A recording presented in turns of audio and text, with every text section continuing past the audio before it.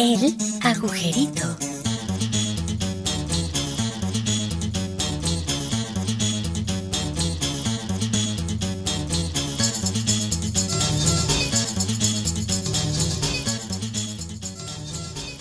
Hola, ¿cómo les va? Yo soy Santiago Baeza y esta es la 9ª edición del Agujerito. Miguel, Paco, ¿cómo les va?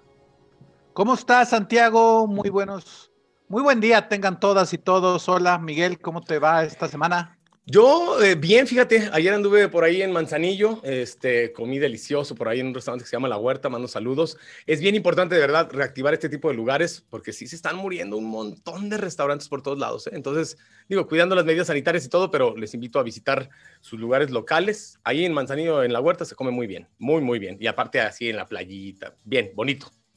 Y como acaba de decir López Obrador, salgan de vacaciones, nomás háganos un gran favor, no se enfermen. ¿Eso dijo? Eso acaba de decir. No lo escuché. Que no va a haber restricciones de nada, que la gente puede salir a tomar sus vacaciones. Nomás dijo, un favorcito, por favor, no se nos vayan a enfermar. O sea, abrazos, salgan a los tianguis, la misma pendejada del año pasado. No puede ser. Sí, bueno, nomás tengan cuidado de no enfermarse. Ajá, sí. Esa es la salvedad. Con eso ya va a cambiar la cosa, ¿verdad? Claro. A ver, don Chairo, ¿nos puedes explicar por qué tu presidente es tan brillante? Bueno, porque si todos le hiciéramos caso a lo que él nos sugiere, por supuesto que viviríamos en un gran país, pero sí, claro, todo ese sector oligarca y los que lo sostienen, pues no quieren entender. Basta con que decidas no enfermarte y ya.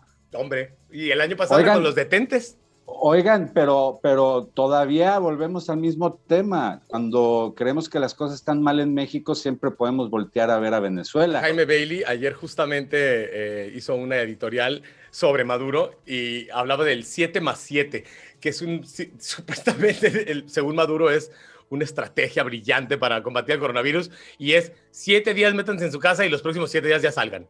Y de eso se trata su programa estúpido. Pero bueno. Y que no se pongan el cubrebocas en la pantorrilla. Ah, claro. No. Sí, siempre hay un país peor que nosotros y ese es Venezuela. Y Argentina no lo hace nada mal, déjame decirte. También en Argentina, híjole, Alberto Fernández dando tumbos nada más, pero bueno. Y en Brasil, que la situación del coronavirus está horrorosa, con 3,000 y tantos muertos reportados al día en este momento. Más o menos como cuando nosotros andábamos llorando, pasando Navidad, así andan ahorita en Brasil. Un abrazo a todos los brasileños que nos siguen desde el agujerito. Otros que están Cuídense. Gobernados por un populista loco, pero de ultraderecha. ¿Viste que ayer le renunciaron tres generales? 3 generales del ejército porque no quieren, seguir las órdenes de Bolsonaro, que son oponerse a los gobernadores que están tratando de frenar la pandemia a través de hacer toques de queda y cerrar sus fronteras estatales, etcétera, porque se les está saliendo de control y ya no tienen camas en los hospitales, y lo que este tipo quiere es que los militares se opongan a esos gobernadores, y entonces prefirieron renunciar los generales. Qué horror. Sí, no. Está mal y de malas en Brasil, pobres. Pues a ver cómo nos va a los mexicanos después de las vacaciones, porque la gente va a salir y se va a relajar, se van a relajar las medidas y viene la tercera ola.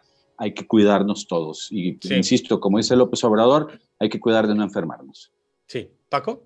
A propósito de lo que referían ahorita, les compartí a ustedes, y quiero mencionarlo aquí con nuestra audiencia, el porcentaje de vacunación que hay en cada uno de los principales países de Latinoamérica. Muy interesante lo que nos mandaste, ¿eh? Sigue siendo el ejemplo a seguir en este tema, Chile, porque Chile ya vacunó a 47 habitantes de cada 100, es decir, ya va casi a la mitad del nivel de vacunación. Y el segundo lugar, y fíjense la distancia en números, con casi 12 habitantes de cada 100 vacunados, es Uruguay. El tercer lugar, con 7.5 de cada 100, es Brasil, muy cercano a Argentina con 7.4, y nosotros estamos hasta el 24 de marzo con 4.8 habitantes vacunados, y enseguida de nosotros Colombia y Perú con 2.6 y 2.2. Desde la política pública y las formas de hacer gobierno, más allá de derechas e izquierdas, es el porcentaje de población que está siendo ya protegida por las vacunas, ¿no creen? Hay que tener mucho cuidado con ese tema, no olvidemos que la vacuna es anual y si en México no logramos vacunar el 100% en un año, no se va a lograr la meta de poder revacunar al siguiente año. Vamos a ir relegando y esto va a provocar que en México se mantenga el coronavirus presente, el confinamiento, la crisis económica y todo, y bueno, las muertes, etcétera, todo lo que conlleva este pésimo manejo en porcentajes. Por ejemplo, Estados Unidos, que tiene una población de 300 y tantos millones de habitantes, ellos están vacunando aproximadamente 1 millón de habitantes al año, tratando de llegar a la cifra del 100% al final del año, que me parece que es creíble y que es, digamos, deseable para volver a empezar al año siguiente con la vacunación. Entonces, si en México no alcanzamos un porcentaje decente, todo esto se nos va a revertir de una manera horrorosa. Y lo peor es que las imágenes que hemos estado viendo, al menos de lo que va de la Semana Santa, no es muy prometedor.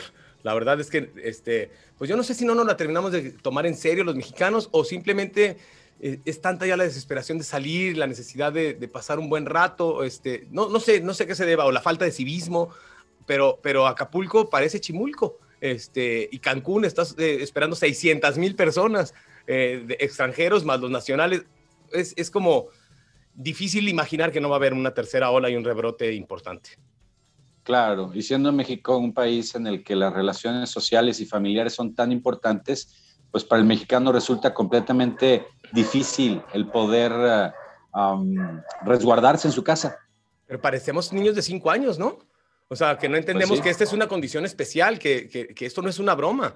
Y que acaba de aceptar el gobierno mexicano, lo acaba de aceptar hace 3 días, que la cifra real va a ser 60% más o menos arriba. O sea, ya están aceptando que andamos cerca de los 400,000 muertos. O sea, están dando los primeros pasos para transparentar lo que todo el mundo sabíamos, que 200,000 no era la realidad. Vamos a andar cerca de los 400,000 muertos. Entonces, pero no demos números redondos, porque luego Gatell se enoja. Vamos tratando de dar números, porque aparte digamos, estamos obsesionados con las cifras, según él, ¿verdad? Redondas. Sí, no, pobre tipo. Lo bueno es que ya se le presentó una demanda penal, a ver si procede, a ver si camina esa demanda penal por haberse exhibido públicamente sin cubrebocas, conociendo su estado de salud. En el DF hay una ley que prohíbe esa situación y él, pues, lo hizo, tal cual. En la mañana declaró... Donde debería ser denunciado es en la Corte Penal Internacional, porque su negligencia ya llega a niveles de genocidio. Pero yo pienso que van a ser denunciados los dos, tanto López Obrador como López-Gatell, pero en su momento. Ahorita no sería fácil hacerlo, pero en su momento se les va a presentar denuncia y yo espero que los dos terminen en la cárcel, ya veremos. Pues lo cierto es que no se ve en Latinoamérica, quizá con excepción de Chile, porque aún el que está en segundo lugar, y es un país en el que en muchos sentidos nos ha marcado la pauta en cuanto a políticas públicas, pero su porcentaje de vacunación tampoco es tan elevado como podría darse. Pero bueno, creo que el manejo de la pandemia en Latinoamérica ha sido pésimo. Sí, en general sí. La verdad es que sí, por todos lados hace aguas, por todos lados. Los únicos, oye, qué curioso, ¿no les llama mucho la atención que Venezuela y Cuba tienen números tan alentadores? ¿Santiago? No, bueno, pues son países en donde el gobierno maquilla siempre la realidad, ¿no? Entonces, ahí se hace creer a la gente que todo está muy bien. Me parece que el discurso de López Obrador en México es muy parecido a ese tipo de políticas en las que lo hemos hecho todo muy bien, somos un país ejemplar, nos preparamos desde meses antes, en fin, México también está viviendo esa gloria de las maravillosas políticas del gobierno para enfrentar el COVID. Pero funcionan por la gente, por el pueblo. Solo por eso pues funciona. Es una realidad alterna, ¿no? Y se hace creer a la gente que todo está muy bien y por eso las playas del país van a estar atiborradas en estos días de vacaciones. Sí.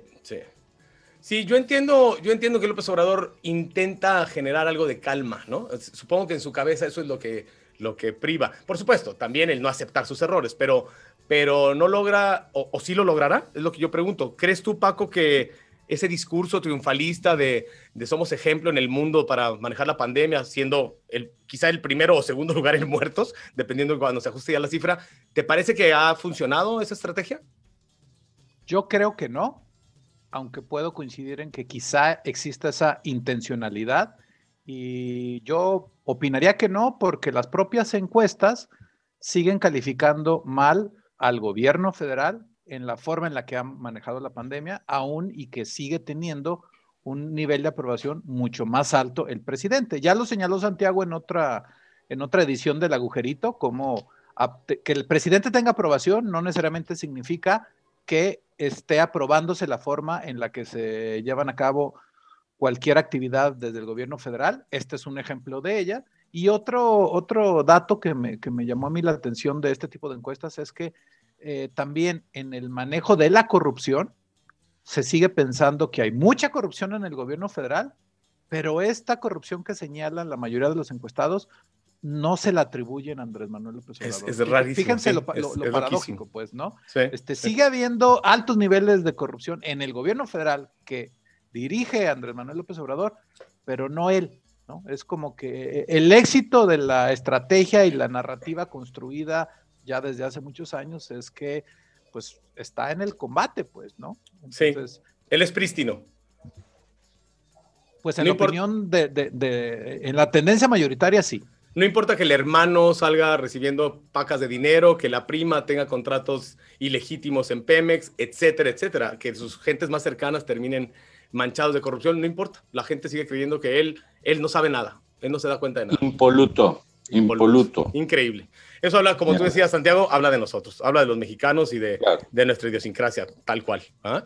Claro.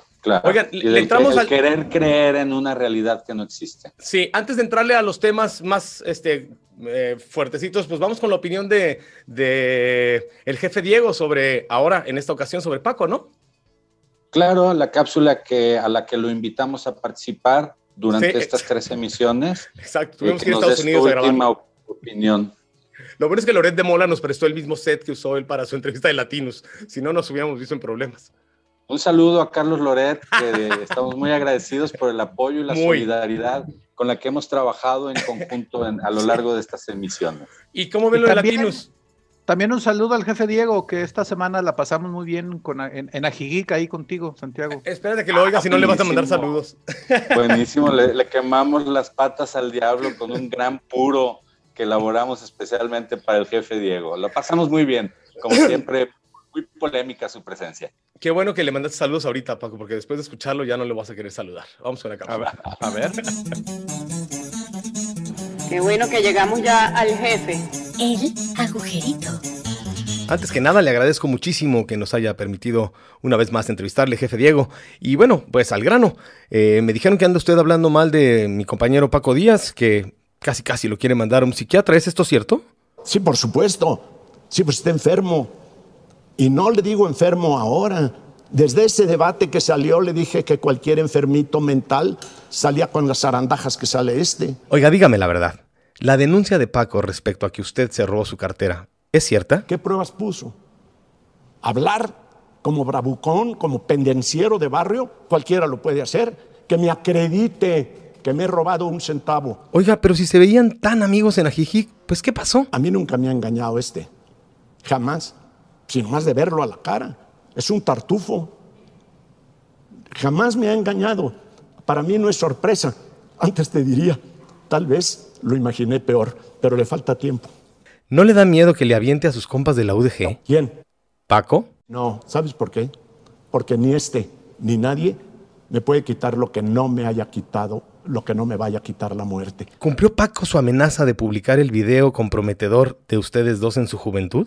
Es una vergüenza y es una cobardía que este bribón, después de que yo le vengo diciendo los atracos que hoy le comete a México, él por respuesta, como única respuesta, toma un video de hace 20 años.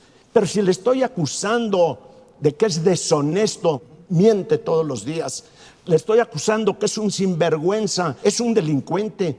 Y cuando le digo todo esto, dice... Aquí les dejo un video de hace 20 años. Valiente pajarraco. Ese es un cobarde. Y se lo he dicho de frente y mientras me dure la vida, se lo voy a seguir diciendo. ¿A qué precio? El que sea. Oiga, y aquí entre nos, ¿se le antojaría volver a tener, pues, una noche intensa con Paco? Primero, tendría que probarlo. Por último, ¿recomienda usted el agujerito? Abiertamente, porque es una fuerza que está sustentando el corazón de México.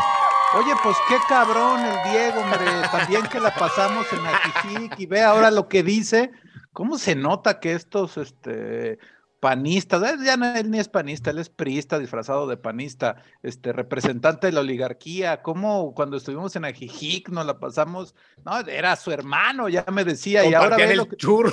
No, qué bárbaro, ese mi chairo favorito, como me decían, no, ve nada más. Ya no se puede confiar en nadie, ni en estos No, caray. No. Oye, Paco, pero no puedes negar que fue certero en sus comentarios. Digo, quizá un poquito duro, como le gusta hacer, pero ¿tú le criticarías algo de lo que dijo en términos de que no fue honesto? Mira, la verdad que depende a quién le preguntes, ¿eh? O si se trata de preguntarme a mí, bueno, pues depende de a qué hora del día me lo preguntes o a cuál de todas las voces en mi cabeza sea la que tenga que responder, ¿no? Pues claridoso, como siempre, el jefe Diego, ¿no? Eso sí, claridoso. Y ya que te hizo alusión a ti el jefe Diego, pues cúrate, Paco, ¿por qué no le entramos con tu tema? Pues bueno, a propósito de oligarcas y todo este tema que seguro en su clasismo me van a volver a montonear ustedes dos, pues saben que aquí en la zona metropolitana de Guadalajara, concretamente en las inmediaciones de la barranca de Huentitán, desde hace muchos años, nos recordaba Santiago, en aquel proyecto que por ahí ha pasado la idea de hacer la presa de Arcediano, el Museo Guggenheim, pero bueno, esta semana tuvimos noticias muy recientes de cómo ya un predio de muy buen tamaño, en una ubicación privilegiada, ya se vendió a unos particulares, que por la denominación de la empresa que lo compró, es una empresa de hoteles, que se lo compra a la empresa a la que el Ayuntamiento de Guadalajara se lo cedió, una empresa, si no mal recuerdo, de nombre Salamanca, que fue la que hizo la compraventa con esta empresa de hoteles, pero resulta que la empresa Salamanca recibió la posesión de ese predio de otra empresa que a su vez se lo transfirió, ahí no fue compraventa, fue una transferencia, pues, ¿no? Por un compromiso que se hizo con gobiernos municipales que han pasado de distintos signos políticos, porque esos terrenos originalmente son propiedad o eran propiedad del ayuntamiento del municipio de Guadalajara, y estas últimas dos empresas previo a la compraventa se comprometieron a pagar el terreno haciendo obra pública, ¿no? De las cuales ni una sola, no se puso un solo ladrillo, no se puso una sola cucharada de cemento a cambio de la contraprestación que implicaba recibir esos terrenos a cambio de obra pública, lo cual, por cierto, fue una negociación de otro acuerdo previo, como beneficio que justificara que el municipio, de cierta forma, entregara a la iniciativa privada un espacio privilegiado como este, que en realidad ahorita ya está siendo reclamado por los activistas sociales, particularmente los del medio ambiente, y por sobre todo la gente que habita en la zona de Huentitán, pues reclamando que otra vez se vuelve a repetir el esquema de siempre, donde los que gobiernan, y aquí ha pasado por varios partidos, hacen el gran negocio de su vida, fingiendo algún tipo de acuerdo pseudo comercial para que la población reciba algún beneficio, y al final quien gana es la iniciativa privada, ¿no? Entonces, ¿qué opinan ustedes desde su clasismo de derecha o de izquierda? Bueno, yo quiero comenzar comentando, efectivamente, en esa zona norte de la zona metropolitana de Guadalajara, una barrera natural que no permite que la ciudad siga creciendo. Por ahí pasa por abajo el río Santiago, hay una barranca impresionante con parques maravillosos, el Centro Universitario de Arte, Arquitectura y Diseño. En fin, es un área privilegiada en muchos sentidos, llena de naturaleza, pero que ha sido ocupada por una clase media baja. Ahí hay varios temas a tocar. En el tema urbanístico le sucede lo mismo que al Cerro del Cuatro. Son zonas que por su ubicación y por el coste que genera llevar los servicios, originalmente, si hubiera habido un esquema de urbanización decente, se hubiera entregado a zonas de nivel de poder adquisitivo mayor, porque serían quienes tendrían la capacidad económica, primero, para poder fincar en esas zonas complicadas, y segundo, para poder pagar el alto costo de los servicios públicos. Sin embargo, no fue así, se ha ocupado por clases sociales menos protegidas, lo cual es también muy padre porque tienen una vista maravillosa del paisaje y del horizonte, pero que provoca el interés de los constructores voraces que quieren generar ahí sus proyectos y provocar una especie de gentrificación, ir expulsando a la gente de menor poder adquisitivo para poder ahí construir sus megaproyectos. Yo recuerdo que por ahí, ya lo comentaba, surgió el Guggenheim, que fue una propuesta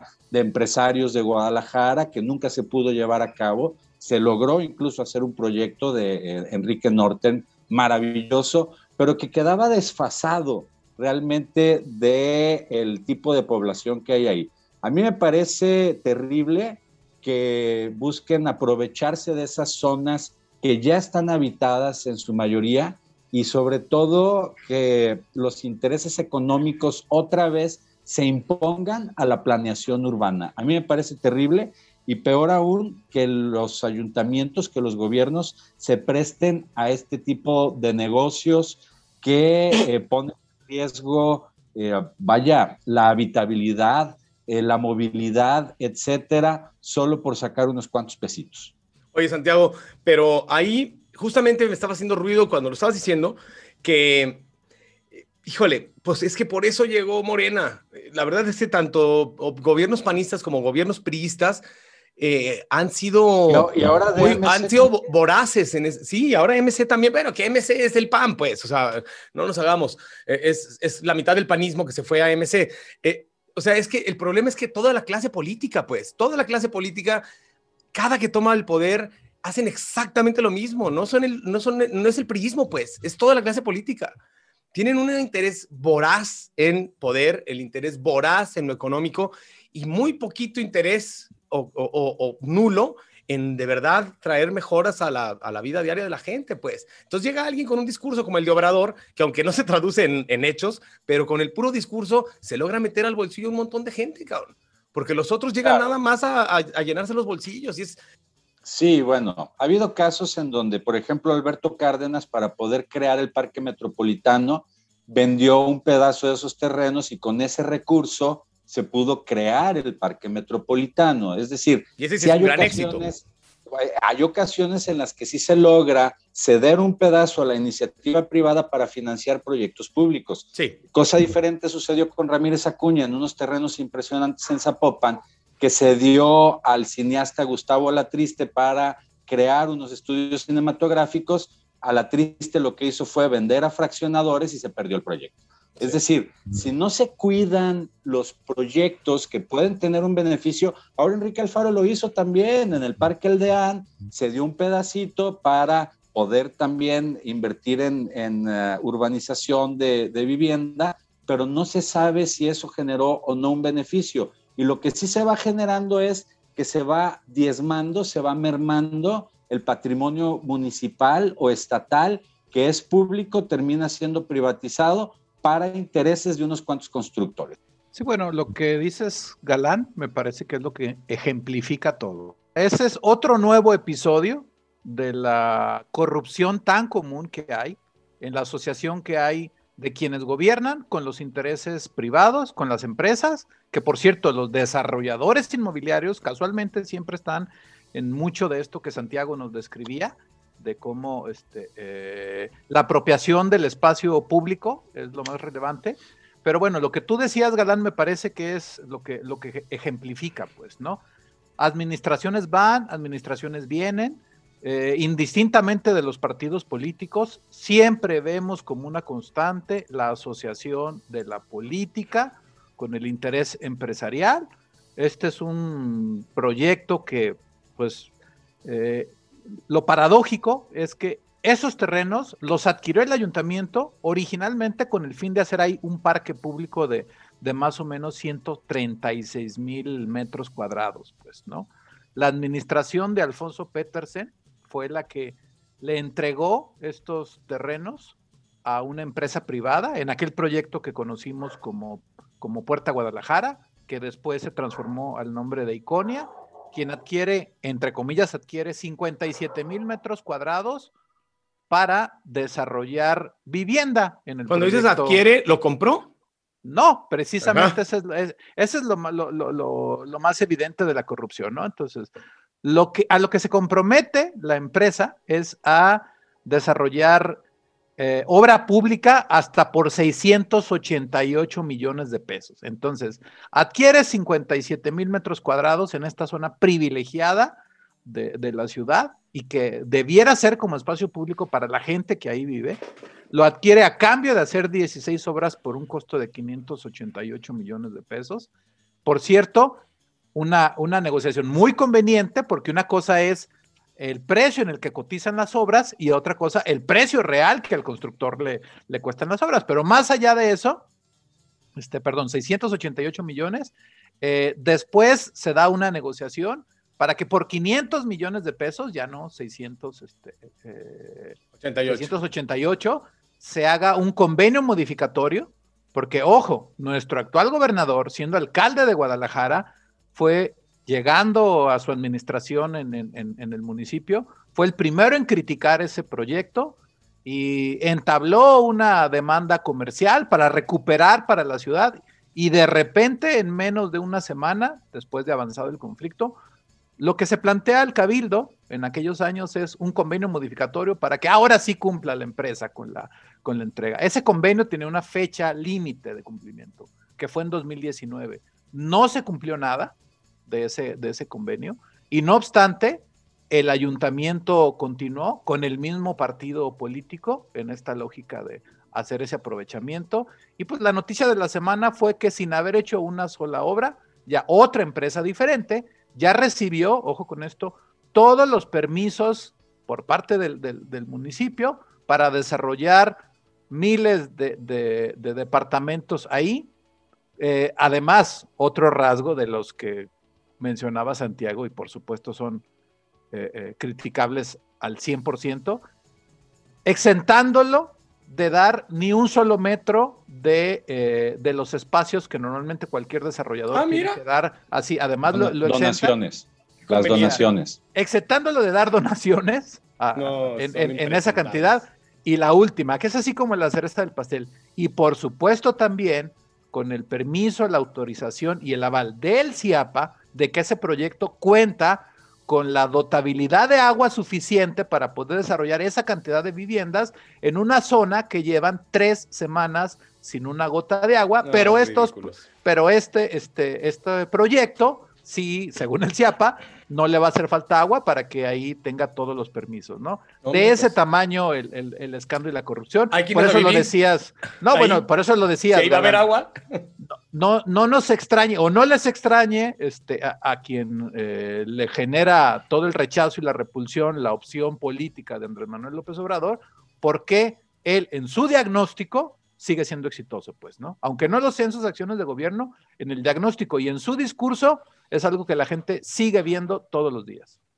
Claro, digamos, fomenta el resentimiento o se aprovecha del resentimiento social. Sí, aunque hay que ser honestos, Santiago, o sea, pero aquí, a ver, ¿quién es más culpable? ¿El que está utilizando los errores de los otros para generar ese resentimiento social, o los otros que se están llenando los bolsillos con dinero mal habido? Esa es la verdad, pues. Es que estamos en medio de dos juegos. El advenimiento del López Obradorismo está alimentado del rechazo a las políticas de los partidos tradicionales. Pero no del rechazo, está alimentado de la corruptela de los partidos originales. Claro. Esa es la bronca, pues, o sea, no se está inventando nada lo Obrador, se calla lo propio, se calla la corrupción propia y le atiza el fuego con la corrupción ajena. Oigan, pero no todo es miel sobre hojaldre en Morena, ¿eh? Y bueno, previo al arranque de las campañas electorales, hay algunos estados que ya habían arrancado, la mayoría van a arrancar este próximo domingo, y bueno, originalmente se había dicho que Morena iba a arrasar en todos los estados y que se iba a llevar carro completo.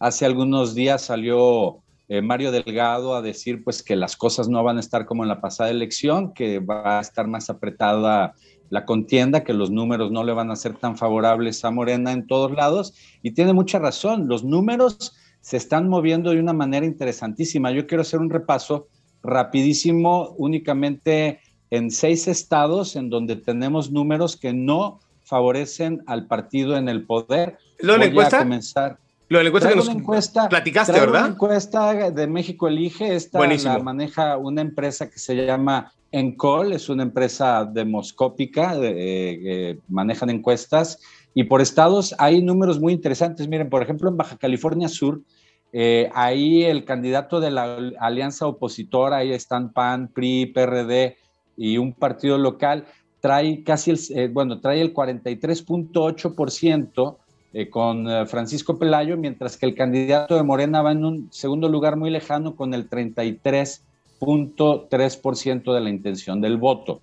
En el caso de Campeche, en donde se postula la infumable de Laida Sansores, que uno hubiera pensado que por ser de las cartas fuertes del morenismo iba a tener amplia ventaja, porque además estamos hablando del sur del país, pues no, hay una especie de empate técnico con el candidato de MC, Eliseo Fernández, quien lleva una ligerita ventaja de 2 puntos porcentuales al arranque de la campaña. Es decir, por eso fue Obrador a darle el banderazo de salida, ¿eh? No, bueno, pues porque les interesa el Estado y lo traían bajón. Moviéndose durísimo en los estados donde la situación está apretada. Ahí está apretada, hay una pequeña desventaja para Morena. Seguramente ahí vamos a ver los cañonazos de recursos para las dádivas electorales y las vacunas y todo lo que puedan mandar del gobierno federal para tratar de levantar a esta mujer horrorosa en todos los sentidos, Laida Sansores. Oye, pero yo creo que te equivocas, te equivocas en algo, porque acuérdate que existe el pacto,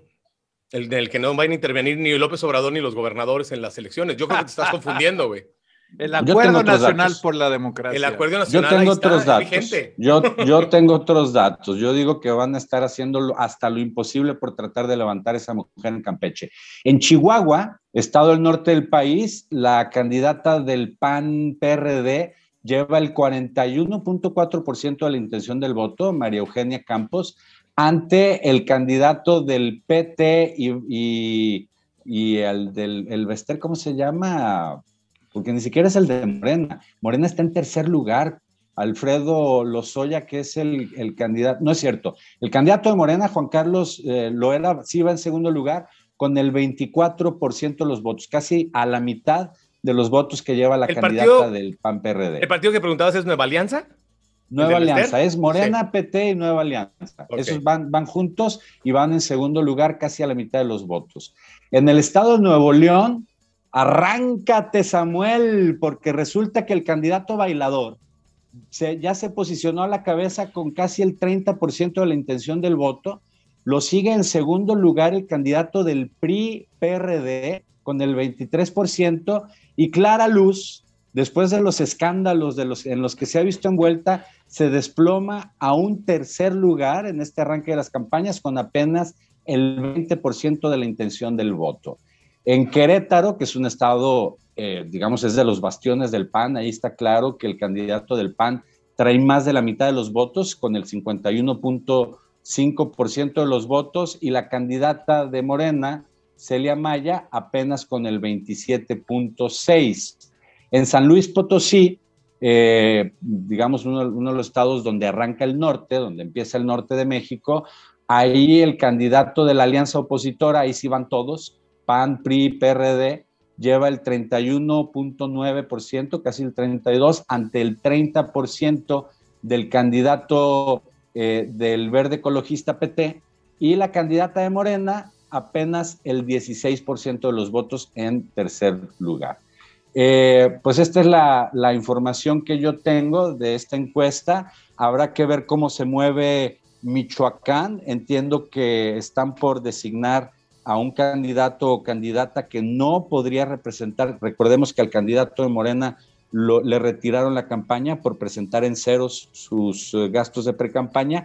Morena ahí tuvo algún movimiento. Entiendo que a quien van a designar, todavía no traigo bien los datos, espero que la próxima semana lo podamos platicar, le estarán entregando la candidatura a alguien que no va a levantar, y Michoacán pudiera ser el séptimo estado donde se da una sorpresa. Es decir, casi la mitad de los estados en los que se va a disputar gobernador pudieran estar en riesgo. Esta es la información que yo tengo. No sé si ustedes tengan alguna opinión. Sí, Santiago, mira, lo primero que quiero decir, puede ser un lugar común entre gente como ustedes, como analistas políticos, pero quizá en la mayoría de la ciudadanía no suele hacer estas reflexiones. Hay que checar quién paga la encuesta, hay que checar quién hace la encuesta y cómo se hace la encuesta. Esta encuesta que nos compartes coincide en 13 estados con otras 7 encuestas, ¿no? Digo, hay una página, les paso el link, donde están actualizando al día las encuestas de 7 casas encuestadoras diferentes. Entonces, cuando les llaman las encuesta de encuestas, ¿no? Exacto. Es la suma de las encuestas. Exacto. Y en 13 estados, el nivel de aprobación, puntos más, puntos menos, es muy similar. Pero en 2 concretamente, en Nuevo León y en Campeche, que es precisamente los 2 donde ahora mágicamente, y es un dato completamente fuera de rango, ¿no? Va a la cabeza MC. ¿Qué digo de la encuesta? Bueno, esta encuesta fue realizada en Facebook, y los que somos de otra época sabemos que no es lo mismo una encuesta telefónica que una encuesta cara a cara, ¿no? Digo, hablando del cómo se hace la encuesta. Bueno, pues una encuesta en Facebook, pues tiene todavía un sesgo mayor y diferente. Bueno, esta encuesta fue hecha en Facebook. Cuando checas la vitrina metodológica, me llama muchísimo la atención, nunca lo había visto en una descripción así, pero leo dos renglones, dice: cabe recordar que cada estimación tiene su propio error asociado y que adicionalmente pueden existir otro tipo de errores en la investigación. ¿Cuáles? ¿Quién sabe, verdad? Digo, no lo aclara cuáles, pero pueden haber todos y pueden haber muchos, ¿no? Bueno, esta casa encuestadora de Facebook, a mí me parece que trabaja una estrategia concretamente para estos 2 candidatos de MC en estos 2 estados, que los posiciona en Facebook y en las redes sociales a través, seguramente, de una estrategia en redes para que parezca que van muy bien y generar, en esta lógica que muchos estrategas suelen difundir, la percepción de que si vas bien, bueno, pues más gente se va a sumar a esos votos. Yo la comparo, es cierta, ¿eh? Es cierta esa estrategia. Bueno, la comparo con otra encuesta para comparar manzanas con manzanas, porque pues tampoco tendría, aunque tiene lógica para mí, ¿por qué no la comparamos con otras que fueron hechas cara a cara o otras telefónicas? Pero la comparo con otra casa encuestadora que también encuesta online, y resulta que el candidato de Campeche está en tercer lugar, cuando en primer lugar está el de la alianza PAN-PRI-PRD con 28%, en segundo lugar Laida Sansores con 26%, y el tercero, que estos ponen en primero, tiene 16 puntos. Y en Nuevo León, que me parece que esa es una de las campañas que... Ese sí me brincó a mí mucho, ¿eh? Sí, claro, por morbo y por los memes nos enteramos lo que pasa con Samuelito, pero aún, y ojo, también la fecha tiene que ver. Estos datos que estoy compartiendo son con una encuesta realizada el día 28, el 28 de este mes, o sea, hace unos cuantos días. En primer lugar sigue el PRI en alianza con PRD con 25%, en segundo lugar Clara Luz, en tercero el candidato del PAN con 14%, y en último lugar, bueno, no en último, el siguiente lugar, que es el cuarto, con 10 puntos, el senador Samuel, pues, ¿no? Entonces, ¿qué es lo que quiero decir con esto? Pues, ¿no? Para que las encuestas tengan un cierto rango de validez estadística, vale la pena cruzar los datos, pues, ¿no? A mí me parece que esta encuesta particularmente se difunde como una encuesta nacional, pero para posicionar concretamente a Samuel y probablemente a este otro candidato de Campeche, que yo, mal pensado como soy, puede ser que quien está pagando la encuesta es quien contrata a quien manda a esta encuestadora para generar una estrategia de campaña, pero lo que quiero compartir con la gente que nos escucha, que nos ve, es no perdamos de vista, y eso es algo que los estrategas políticos y los que venden toda clase de productos y servicios para cómo ganar su elección, pasan por alto, que antes de que empiece la campaña, la mayoría de las personas ya saben por quién van a votar, o cuando menos saben por quién no van a votar. Y esta propia encuesta que nos compartiste, Santiago, tiene márgenes de indecisos muy bajos, ¿no? Escuché la entrevista, por cierto, porque claro que criticaron, esta encuesta tiene unos días circulando, y criticaron a los encuestadores. Dice, bueno, pues es que lo que nosotros nos explica es que como hubo el escándalo en Nuevo León, porque el dato que más brinca es el de Nuevo León, pues, ¿no? Como hubo el tema ahí que se tiraron a Clara Luz y el candidato del PRI, y entonces eso, pum, hizo que subiera Samuel a primer lugar. Digo, la verdad no es nada creíble, pues, ¿no? Pero vuelvo al punto que decía, los estrategas políticos y los que venden servicios de campaña nunca le van a decir a los candidatos o a los partidos que el margen de lo que se puede lograr en 60 días de campaña, en muchos casos ya no va a modificar una tendencia que hay de la población en cuanto por quién piensa votar o por quién no piensa votar, ¿no? Si tuviéramos grados de técnica electoral más avanzados, realmente los partidos se enfocarían en procurar persuadir a los indecisos. Pero ojo, checa esa misma encuesta, Santiago, y el porcentaje de indecisos es tan bajo que la mayoría de los estados, aun cuando cambiaras al 100% de indecisos a tu favor, en casi ninguno cambiaría quién es el probable ganador según una homologación de 7 casas encuestas diferentes. Y destaco por último un dato. En 9 o 10 estados, el que va a la cabeza es el candidato de Morena o de Morena con sus aliados, ¿no? Lo cual refuerza lo que en el anterior comentario decíamos del diagnóstico que hace la gente, de lo que percibe, de lo que tú llamas la explotación del resentimiento que hace Andrés Manuel López Obrador. Electoralmente sigue funcionando y va a funcionar. Otra vez va con más probabilidades de ganar las elecciones federales a diputados y en muchos estados a gobernador. Lo que pasa es que la alianza lo que va a hacer es aglutinar el voto anti-López Obradorista, ¿no? Son esos votos de la gente como yo, que no votaría por López Obrador nunca en la vida y estaría dispuesto a votar por quien me pongas enfrente. Es más, votaría por Peña Nieto, así se las pongo, ¿eh? Votaría por Peña Nieto con tal de no votar por López Obrador, y eso ya es mucho decir. Fuertes declaraciones. Y eso ya es mucho decir. Es más, votaría por Calderón, que me causa vómito su sola imagen, pero votaría por él con tal de verdad, cualquiera de los anteriores nos sale más barato, cabrón. Perdemos menos dinero, se achica menos el país. Entonces, sí eran unos ladrones descarados, pero es que con su ineptitud nos está saliendo más caro que todos los ladrones juntos. Entonces, prefiero un ladrón conocido que a un inepto por conocer. Yo también, la de Monterrey, no me la creo. Yo creo que el PRI va en primer lugar en Monterrey. Sí creo que Clara Luz ha tenido un buen golpe. Y la de Laida Sansores, a lo mejor también por ahí hay jiribilla. Sí estoy de acuerdo con Paco en que esos dos casos son raros. Bueno, yo nada más resaltaría el tema que mencionaba Paco, el de los sesgos. Evidentemente el sesgo chairo de Paco hace que pierda toda credibilidad la información demoscópica que se pueda presentar a través de una encuesta de una empresa que lleva 15 años haciendo este tipo de esfuerzos. Efectivamente es en Facebook, pero a través de una población muestra. No es nada más darle like a mi comentario, sino que ellos trataron de encontrar a la población que más o menos fuera acorde al tipo de elector por estado. Yo creo que bien valdría la pena ir dándole seguimiento al tema. En el caso de Nuevo León, yo sí creo que Samuel está haciendo una muy buena campaña y que también en Nuevo León hay un descrédito hacia los partidos tradicionales. Por algo hay un gobernador independiente, el Bronco. ¿Y así les fue? Bueno, pero la gente está cansada de los partidos tradicionales en Nuevo León. Yo honestamente le daría un poco más de lupa al tema de este estado, porque a mí en lo personal, conociendo gente en Nuevo León que más o menos le ha dado seguimiento al tema, Samuel sí está despertando simpatías. Yo no lo descartaría como el puntero en este momento. Tendríamos que ir analizando más adelante los números para ver qué tanto margen de error tiene esta encuesta, o si las otras encuestas a las que se refiere Paco y les da más credibilidad son las que paga Morena. No, pero espérame, no es tanto de quién paga, no es del error, no es del margen de error. La verdad es que tú y yo sabemos, Santiago, y sí, lo sabemos porque nos consta, porque lo hemos visto, que sí hay quienes pagan encuestas. Yo he participado en campañas en donde el candidato estaba pagando una encuesta. Entonces, claro que sí existe eso, pues.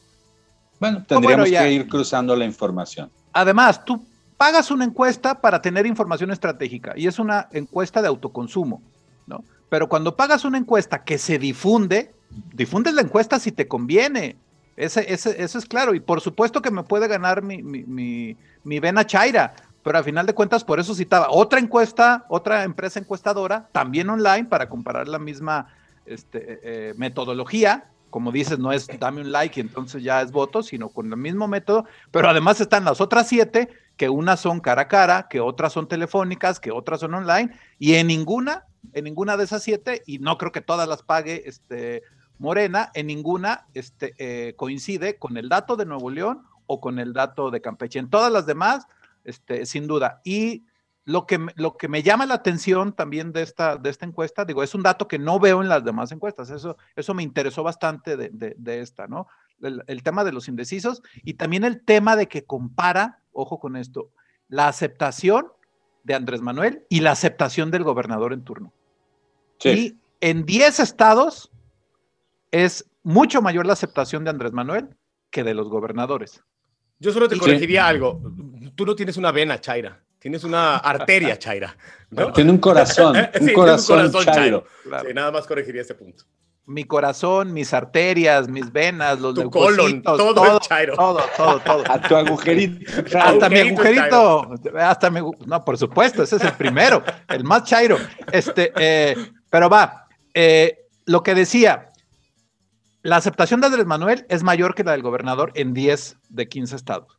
Y en los 5 estados donde el gobernador tiene mejor aceptación que Andrés Manuel, 3 son gobernados por el PRI y 2 son gobernados por el PAN.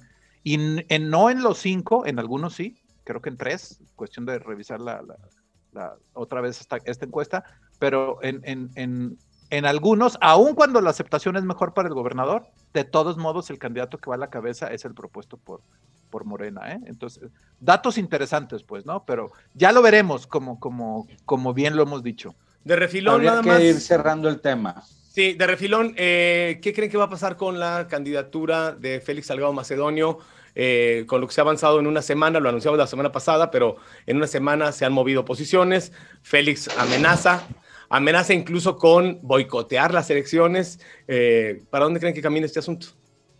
Bueno, para mí es muy claro. Hace un par de días participé en una conferencia virtual privada para tuiteros con Ciro Murayama.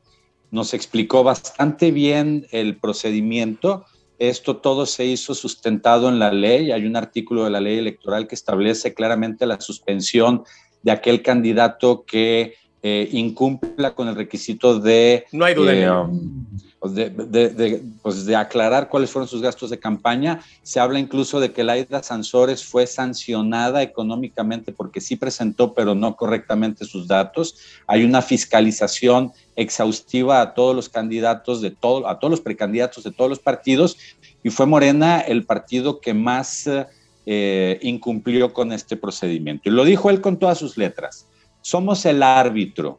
Si el árbitro se deja llevar por lo que diga la tribuna, va a ser, y lo dijo textual, un árbitro muy mareado, porque uno va a estar volteando a ver qué dice la tribuna. Y no se trata de eso, se trata de observar la ley, de que se cumplan las reglas. Y ahí dijo, vamos a seguir siendo muy claros hasta donde se tenga que topar. Si esto conlleva a una campaña como la que está tratando de promover Mario Delgado, de incluso amenazar con destituir a los consejeros electorales, pues eso sí sería una especie de golpe de Estado a la democracia, y esto conllevaría a una presión social altísima. Me parece que Morena se estaría disparando en el pie. Paco. Nada más que la última palabra en todo este tema legal lo tiene el tribunal. Y yo creo, digo, no es lo que quisiera, diferencio, pero yo creo que el tribunal va a revertir la decisión del INE. Sí, y ya aparte ya empezaron a filtrar por dónde va la cosa, que una ley electoral no puede estar por encima de la Constitución, y entonces que se está violentando el derecho a ser votado de Félix Salgado Macedonio con una ley secundaria del INE, y que entonces una ley mata a la otra, y como la suprema ley es la Constitución, por ahí le van a dar la salida jurídica, pues. Incluso uno de los consejeros del INE, no recuerdo el nombre, pero sí dijo, bueno, la sanción puede ser excesiva, pero es legal. En la ley está que si tú no presentas los informes, la consecuencia es perder el registro. Bueno, Es que no hay otras, no hay otras posibilidades para el INE. No es que haya una gradualidad en la cual pudo haber sancionado de distintas maneras. Hay una sola sanción prevista, así la dejaron los legisladores, y entonces no es culpa del INE. En todo caso, sí los legisladores hicieron una ley mal hecha. Porque sí es cierto que no es lo mismo presentar tarde que presentar mal, que simplemente no presentar, ¿verdad? Son tres cosas distintas. Y no hay una gradualidad de sanción.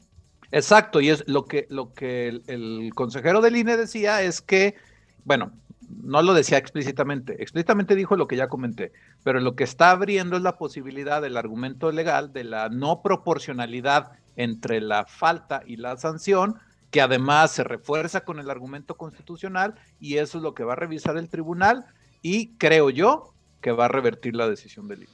Yo también no lo deseo, pero lo creo. Por lo menos en Michoacán se habla de que ya se sustituyó al candidato. Vamos a ver qué sucede en Guerrero. A mí me parece que Morena deliberadamente presentó las cosas mal para meterle un petardo en el trasero al INE para provocar esta campaña de desprestigio. Eso no lo dudaría en lo más mínimo. Bueno, y lo cierto, retomo lo que decías, Galán, el INE está obligado a hacerlo así, porque si la ley dice eso, la ley dice eso, el INE estará incurriendo en no aplicar la sanción si la propia ley lo dice. A final de cuentas, como árbitro, tiene que aplicar las reglas, ¿no? Ya el tribunal revisará si la regla tiene constitucionalidad o no, si hay otros argumentos, y el tribunal sí está facultado para corregirle la plana a lo que pueden haber hecho mal los legisladores.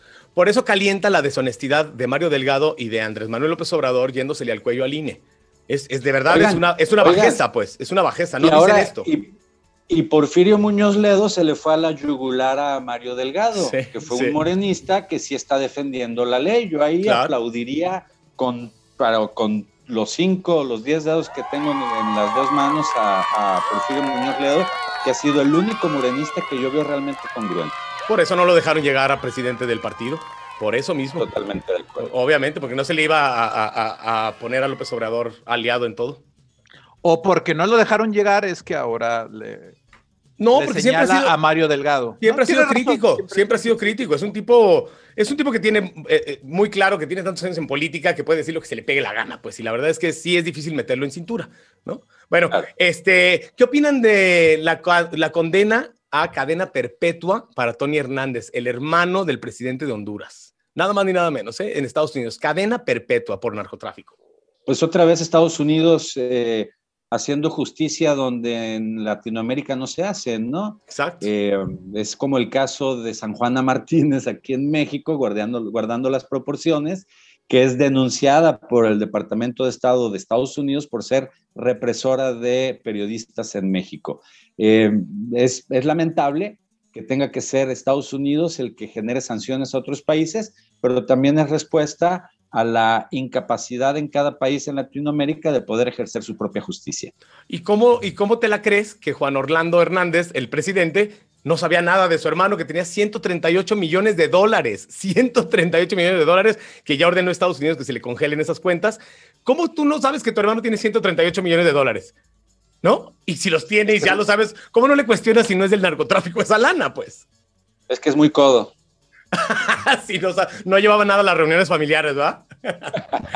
Quizás son hermanos que están distanciados. Pues. Hombre, claro. Tienen tiempo que no se hablan, y cuando se juntan en Navidad, uno llega en una hora y otro en otra. Bueno, ya sabes lo que pasa en las familias. Oye, lo de San Juana que tú mencionabas, Santiago, ¿qué pasó con San Juana, Porque de verdad, hace 10 años era una adalid de la justicia. Yo la amaba a San Juana. Denunció a la Iglesia Católica todas las violaciones de los padres, lo documentó con nombres, con horas, con minutos de la violación, todo, y luego se convierte en una chaira lamebotas. ¿Qué pasó? No, bueno, en realidad siempre fue chaira.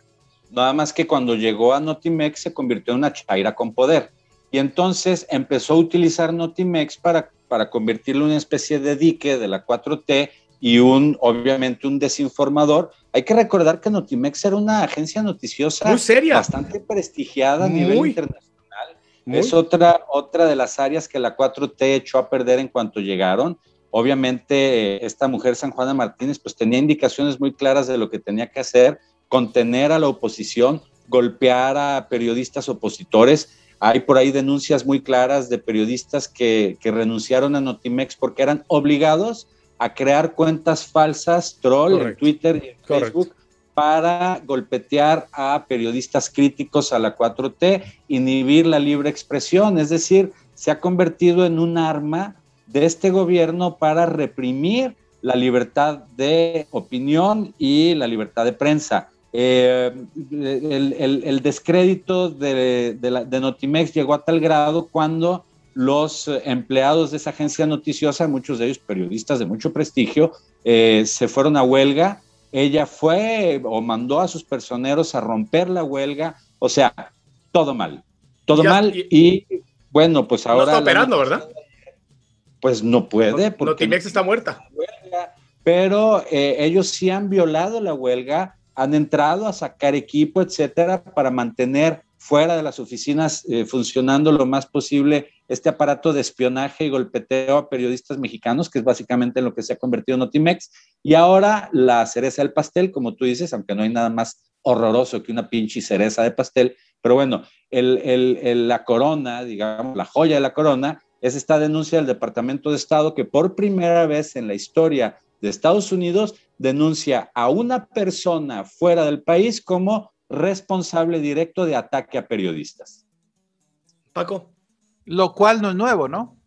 No, obvio que no lo intento decir o no es mi intención decirlo en descargo de lo que esté pasando ahorita, pero la persecución a los periodistas, las restricciones a la libertad de prensa, la compra de voluntades, es un tema común desde hace muchos sexenios. Digo, ha ido variando, pues, ¿no? Antes había un régimen que, pues, hasta los dueños de las empresas perdían la concesión, ¿no? Después, la contratación de publicidad gubernamental se volvió el mecanismo ejemplar para controlar las líneas editoriales, ¿no? La venta de papel también a través de PISA. Bueno, también, digo, N número de mecanismos, ¿no? Pero todos los sexenios han tenido sus periodistas favoritos y sus periodistas antagónicos, pues, ¿no? Digo, el anterior, pues evidentemente Aristegui fue una de las más notorias, y ahorita todo el sector... Hasta préstamos le dan, y ahora ya... Bueno, ahorita dicen, ¡ay, perdió la objetividad!, ¿no? Y con Broso o Latinos podríamos decir lo mismo, y con N número de periodistas o líneas editoriales. El tema es, ¿qué tanta libertad de prensa existe en nuestro país? Pensando en dos factores muy relevantes, creo yo, para el ejercicio del periodismo. Uno, la presión de quien gobierna, indistintamente de qué partido es el que está en el poder público, y el interés de los dueños de los medios de comunicación, porque la mayoría de los corporativos de medios de comunicación masivo, hablo de prensa escrita, de radio y televisión, pues evidentemente, antes que otra cosa, son un gran negocio para sus propietarios. A ver, pero lo que tú dices es, siempre ha habido periodistas a favor o en contra del régimen en el que estás, ¿no? Pero eso es una cosa, y otra cosa es que esas simpatías o esas fobias estén generadas por alguna acción o algún mecanismo del gobierno, ¿no? Por ejemplo, Reforma, el periódico Reforma, el grupo Reforma. Son conservadores, siempre lo han sido, ¿no? Desde que nacieron, desde el día que nacieron han sido un periódico conservador. No por eso no le han tirado al PAN cuando ha sido necesario, no por eso no han evidenciado ciertas cosas. Lo hacen con menos fuerza cuando son de los suyos y lo hacen con mucho más virulencia cuando es alguien a quien ya le tienen tirria por formación o por ideología. Pero eso es una cosa, y otra cosa es que viéramos que el Reforma, siendo conservador, empezara a tirarle flores a López Obrador porque consiguió un contrato de publicidad. Ahí es donde estaría el matiz, ahí es donde estaría la diferencia. Y este gobierno sí se ha notado, en mi opinión, mucho más interesado en interferir y en modificar esas filias y fobias de los medios de comunicación. ¿Cuándo habían visto ustedes que un presidente de la República saliera una mañana así y otra también a atacar sistemáticamente a un medio de comunicación como lo ha hecho López Obrador? Vaya. Exacto. Y en los tiempos de Díaz Ordaz, porque vaya que se atacaba a los medios de comunicación, hay que recordar la historia de Julio Scherer, nada más para darnos una idea de cómo se daban las cosas en aquellos tiempos, pero aún así un presidente no salía públicamente a atacar. Y hoy lo que hay es un terrorismo de Estado encabezado por el propio presidente de la República en un ataque sistemático a la libertad de prensa. Yo no tengo registrado que esto se hubiera dado antes en el país de la forma en que hoy se está dando. Abaratan la quizá, investidura presidencial. Sin duda, yo creo que sí es uno de los muchos errores que comete nuestro presidente. Esta semana también, este fin de semana más bien para ser exactos, hubo dos incidentes graves, los dos en la frontera sur, bueno, uno muy en frontera y otro en el sur de México. Estoy hablando del caso de Victoria Salazar, que fue asesinada arteramente por unos policías municipales de Tulum, y el caso de Elvin Marzariegos Pérez, de 31 años, guatemalteco, que fue asesinado en Chiapas cuando iba directo hacia el puesto de control militar. Y dos casos similares, dos casos que se comete un homicidio en contra de un extranjero, y debo de decir en esta ocasión, lo digo de verdad con toda honestidad y de verdad con cierta paz, que los gobiernos municipales, estatales y el federal, en esta ocasión lo reconozco, yo creo que han manejado muy bien la situación, como no podía ser de otra manera, pues. Hay que decir que en el caso de Victoria Salazar, es una mujer que ya había presentado una denuncia contra su expareja por violencia de género. Es una mujer que venía complicadona en su vida personal, una mujer madre soltera con 2 hijas adolescentes que llega de El Salvador tratando de ir a Estados Unidos como tantos otros inmigrantes, y ella logra un documento en México que le permitía trabajar para poder mantener a sus hijas, y por lo tanto era una mujer que estaba en una condición legal en México y que su delito, si es que es un delito, que no lo es obviamente, pues, pero su falta es haber entrado a un Oxxo a alterar el orden público con un garrafón vacío. No golpea a nadie, ojo, no es que haya entrado con ese garrafón a golpear, que hubiera sido una tontería, porque si les han golpeado con un garrafón, pues no te hace ningún daño, pero no golpea a nadie, sí altera el orden público. Los del Oxxo le llaman a la policía, y la policía, en un exceso de verdad que no se puede entender, a una mujer que tienes sometida en el piso, ya esposada, le rompes la columna, güey, con la rodilla. Un exceso de verdad que no se puede entender de una mujer policía y de 3 hombres policías que estaban ahí presenciando el acto, más los mirones, que nadie hizo nada finalmente para detener su homicidio. Y se te enchina la piel de estar viendo este video en el cual la ves primero moviéndose y luego de repente ya nada más no se está moviendo. Y lo peor, la muestra de desprecio a la vida humana, por eso se cataloga como feminicidio. Yo estoy de acuerdo en que se catalogue como feminicidio, porque qué mejor muestra del desprecio que sentían por esa vida de esa persona, que cuando ya ven que está inerte y no está respirando, no hacen nada por reanimarla, no le hablan a una ambulancia, sino que la suben a una patrulla porque lo único que les preocupaban eran los mirones.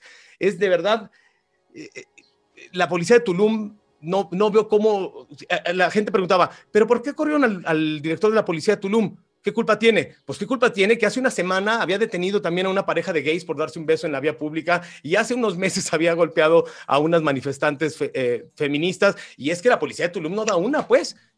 Bueno, primero, la noticia cuando se conoce, se dice que la intervención policíaca es precisamente porque hubo un reporte de alteración en el orden público. Después aparecen los videos, ¿no? En los videos no hay audio y, como bien lo señalas, se ve lo que sucede dentro del Oxxo y la parte que la cámara alcanza a tomar afuera del Oxxo, incluso hasta el momento en que llegan los policías.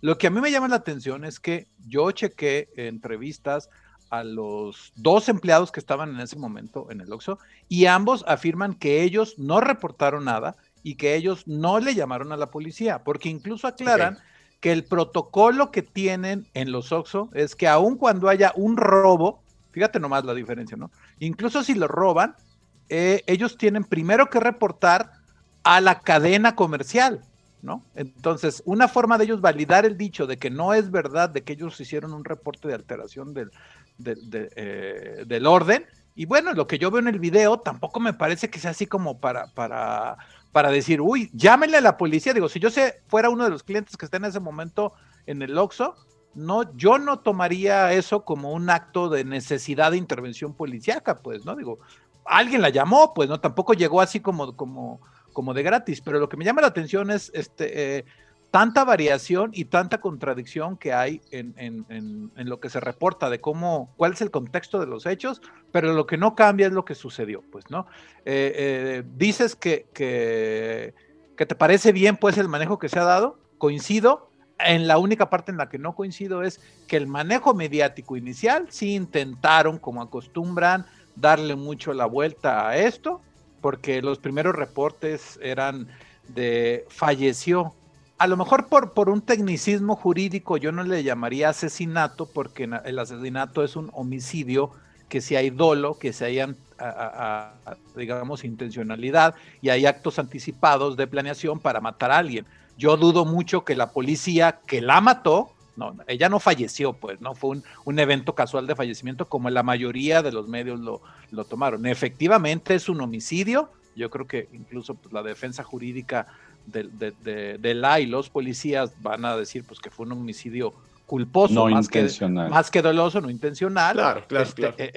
Por eso, pero lo que a mí me brincó más es la parte inicial como los medios manejaron, porque eso es lo que me brinca. De las pocas veces que vemos que hay una intervención más o menos asertiva, también el gobernador en las primeras declaraciones quería como medio lavarse las manos, pero luego supongo que la presión social y mediática también dio, y mediática en redes, no tanto en los medios tradicionales, que la mayoría creo que sí, no están muy bien formados en este juicio crítico de cómo es distinto lo que reportan los boletines que envía la policía sobre los hechos que sucedieron y lo que en realidad viendo las imágenes te das cuenta que realmente aconteció, ¿no?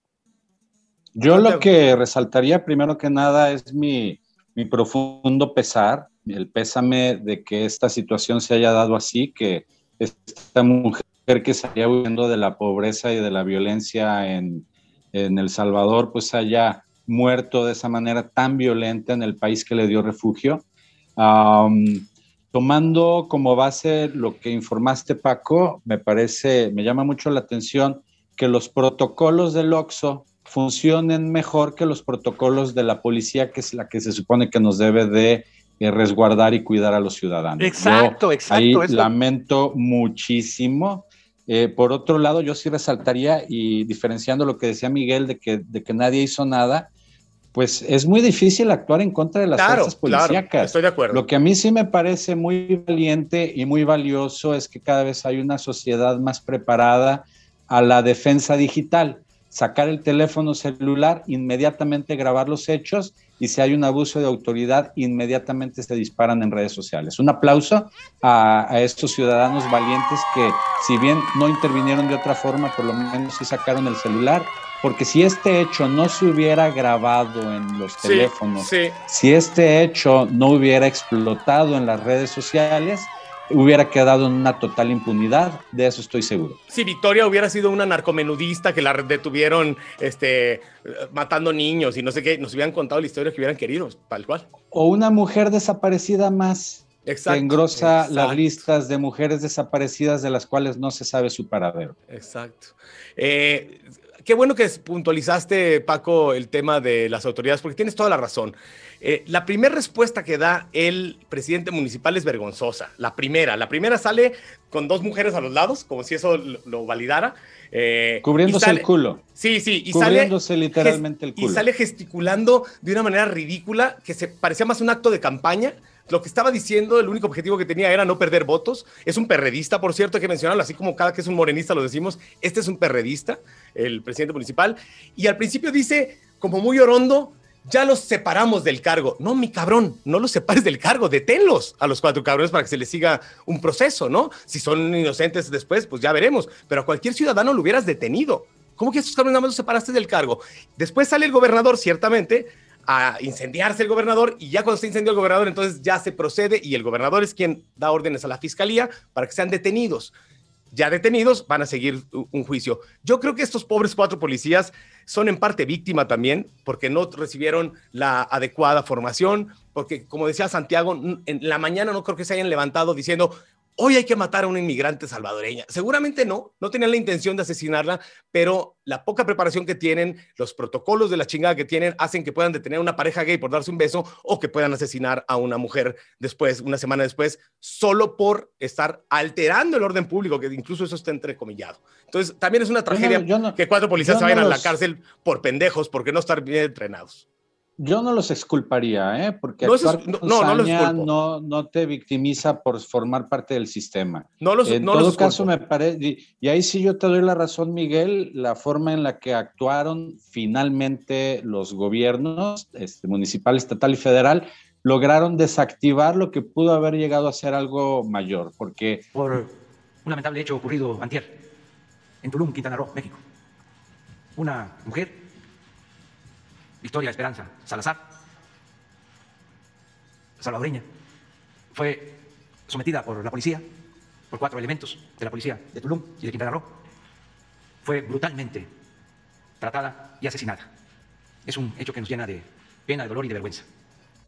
Y me parece que está bien. Lo lamentable, y seguramente es a lo que vas, es que se dio justo con también el asesinato de este migrante que se acercaban al puesto fronterizo, se toparon con el ejército, intentaron meter reversa, y al meter reversa y sin mediar más, un oficial disparó contra ellos, fallando contra todo protocolo, porque el ejército no estaba siendo atacado ni tenía por qué defenderse. De ninguna manera recibieron una agresión los militares. Los militares estaban en su puesto de control, llegan estas personas que no sabemos por qué se iban a retornar. Seguramente porque no tenían papeles, se toparon con la guardia y iban para atrás. No, porque Elvin Marzariegos, el que iba de copiloto, que es el que asesinaron, él era un camionero que se dedicaba todas las semanas a ir entre Chiapas y la población esta de Guatemala, y era común para él el cruce de la frontera. Pero es que, a ver, no te metas en muchos problemas de si tenían documentos o no. Se pudieron haber regresado porque se les olvidó algo. Se pudieron haber regresado por lo que fuera. Lo que es increíble es que un militar decida que la respuesta ante alguien que se está echando en reversa es dispararles. Tal cual, sin mediar palabra. Es de verdad también algo escalofriante. Te pudo haber pasado a ti, a mí. No era porque fueran guatemaltecos. Pudo haber sido un mexicano que decidió regresarse ahí por cualquier cosa, y eso un militar lo interpretó como que había que dispararles. Es de verdad impresionante. La parte positiva es que la respuesta del gobierno de México es asumir perfectamente que esto es una cosa impensable, que se le va a procesar a este señor como se le tiene que procesar, y que, por supuesto, se enviaron las disculpas pertinentes a la familia y al gobierno de Guatemala. Eso no les va a regresar al padre de 2 niñas. Finalmente yo diría algo. La violencia hacia migrantes centroamericanos en México es brutal. Generalmente las noticias son que son provocadas por los polleros o por las mafias de los cárteles, etcétera, o por los asaltantes que violan, asesinan, roban en este tren llamado La Bestia, etcétera. Lo lamentable de esta noticia es que en ambos casos hayan sido fuerzas del orden y militares quienes hayan ejercido esa violencia contra centroamericanos. Lo terrible de la noticia es que ya de por sí en Centroamérica los mexicanos nos tachan de siempre estarle dando la espalda a Centroamérica y a los latinoamericanos, siempre actuar así como nosotros nos quejamos de las guardias fronterizas gringas, así es como actúan las guardias en México, y en esta ocasión no fue la excepción. Lo que quería comentar es que, aunque evidentemente el centro del tema es lo que acaba de decir Santiago, digo, la situación por la que viven, el riesgo que corren, cómo se violan todos los derechos de los centroamericanos que transitan, o algunos intentan quedarse en nuestro país para mejorar su condición de vida, salir de entornos de violencia tremendos de todo tipo. En esta semana vemos 2 casos. En el segundo que mencionas, son militares. Yo no quiero dejar de decir que los militares no tienen por qué estar asumiendo ese tipo de funciones. Digo, nos estamos acostumbrando a que los militares hagan este tipo de trabajo cuando no es la función para la que existe el ejército mexicano ni las Fuerzas Armadas. Esa militarización a la que se comenzó con esta guerra contra el narcotráfico y que se ha continuado en todos los demás sexenios. Sí, que López Obrador le metió el acelerador cañón. Bueno, no quiero dejar pasar que el propio, después famosísimo, se volvió más famoso cuando ya no era secretario de Defensa, pero ya lo era suficientemente famoso, el secretario de Defensa de Peña Nieto. Cienfuegos. El general Cienfuegos.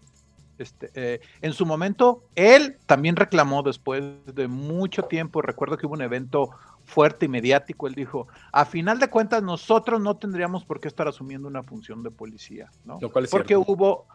hubo y tenía toda la razón, digo, de las pocas veces que un secretario de Defensa sale a decir en una declaración pública y en prensa algo que contraviene la política que el titular del Ejecutivo estaba implementando, porque pues también dijo, bueno, pues de todas, ¿no? O sea, nos encargan una función que no tendríamos por qué hacer, intentamos hacerlo, fue más o menos lo que él decía, de la forma en la que nosotros queremos tener un buen resultado y luego los culpables de todo somos nosotros, y ahí retomo lo que decías también tú, Miguel.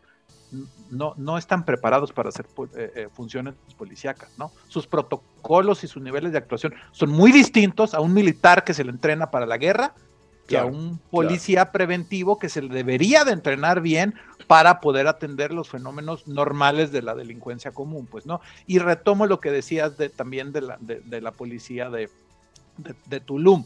No quiero otra viñeta que quiero decir porque no existe el agujerito entonces, pero recordemos que en el mismo estado, en Cancún, en una manifestación feminista, hubo disparos de la policía con armas largas de alto calibre contra los manifestantes, y ahí lo que vimos fue el aventarse la bolita entre el gobierno municipal y el gobierno estatal, que quién había dado la orden, que quién no lo detuvo, y a la fecha yo no sé a quién se procesó o si alguien fue culpable de eso, y la actuación policial también desastrosa. Yo tampoco defendería la no culpabilidad, digo, sí aclaré desde el inicio, no creo que salieron a querer matar a la compañera salvadoreña, seguro no fue su intención, pero tampoco, o sea, yo no les quitaría. No, son culpables. Sé que tú no lo hiciste en ese sentido, quiero señalar algo más, pues no, a final de cuentas, tomo como referencia nuestro estado, en Jalisco. ¿Se acuerdan cómo los únicos detenidos que hay por la investigación del asesinato de nuestro exgobernador son los empleados del bar porque alteraron la escena del crimen? Pues bueno, de ese crimen no se van a poder salvar los policías, ¿no?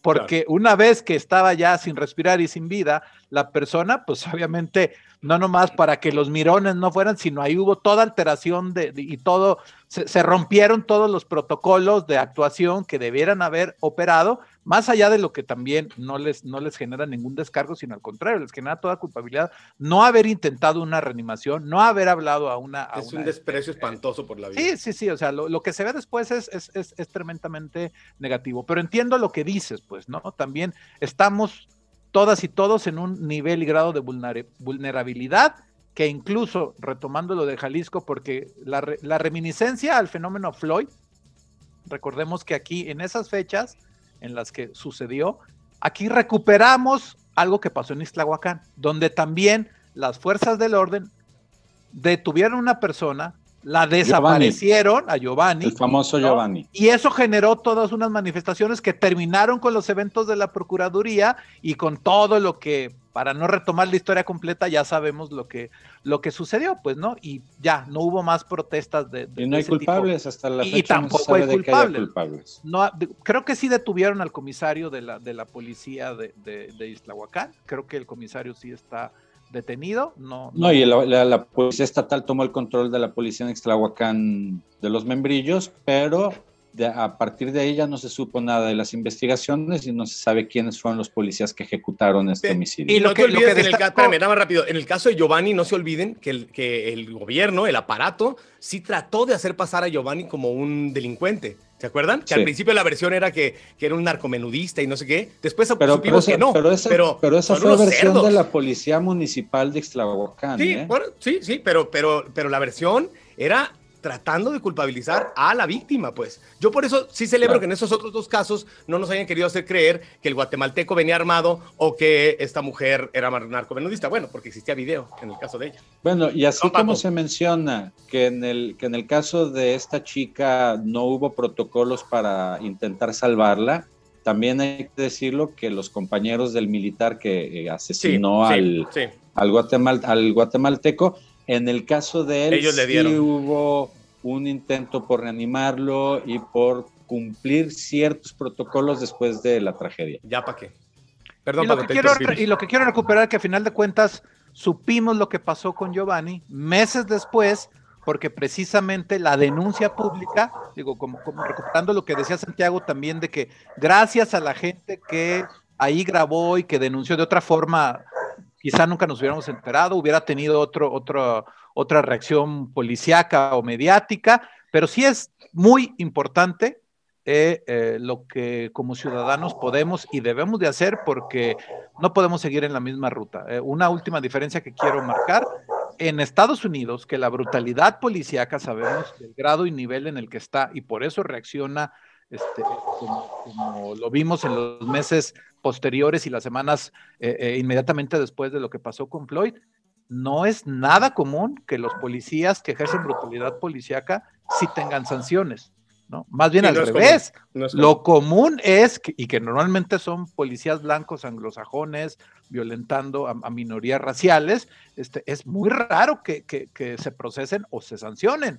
El propio policía tenía N número de investigaciones previas de brutalidad policíaca que no habían terminado en nada. Ojalá y que en México esa no se convierta también en una constante, porque la constante de la brutalidad sí la tenemos en Norteamérica. A estos policías, a los 4 policías, digo, al militar ya se dijo que lo van a procesar en una ley con la ley marcial, pero en el caso de los 4 policías, la verdad es que no quisiera estar yo en su pellejo, porque les toca haber hecho esta gran tragedia en medio de elecciones. Entonces yo no creo que ni el gobernador, ni el presidente municipal, ni el presidente, nadie va a meter las manos por estos pendejos. Se van a ir directito al precipicio, directito, los 4 se van a ir al precipicio. Pero yo lo que sí extraño, Santiago, y yo creo que este programa debería de equilibrarse, porque no puede ser que tú seas un gran pitonizo, yo también lo sea, pero Paco se esté haciendo medio güey con esto de arriesgarse a hacer predicciones, así que yo no sé si te sientas preparado, pero para ser también un pitonizo. No me siento preparado, pero voy a tomar el atrevimiento. Y mi predicción le va a encantar a Santiago Baeza, estoy seguro de eso. Yo quiero plantear aquí que en Jalisco, quien tendrá la mayoría en el legislativo local será Morena. Quien más distritos va a ganar en Jalisco va a ser Morena, porque nuestro gobernador de MC terminó siendo a la postre el mejor aliado de Morena, porque al no darse una alianza y coalición político-electoral en nuestro estado, la división política, la distribución del voto está, los que están con Morena y Andrés Manuel y los que están anti Andrés Manuel y ante Morena, pues, ¿no? Entonces, de un lado vamos a tener los candidatos, estoy hablando de los distritos locales y de las diputaciones, y por consecuencia también el reparto de las curules de representación proporcional en el Congreso de Jalisco. Mi predicción es que va a ser mayoría de Morena, quien más distritos va a ganar va a ser Morena, porque gracias al gobernador, al no concretarse una coalición con MC y las otras fuerzas opositoras, el lado antimorenista se va a fraccionar en todas las opciones políticas que hay, mientras que el lado morenista, con un porcentaje menor, va a terminar siendo el que gane más distritos.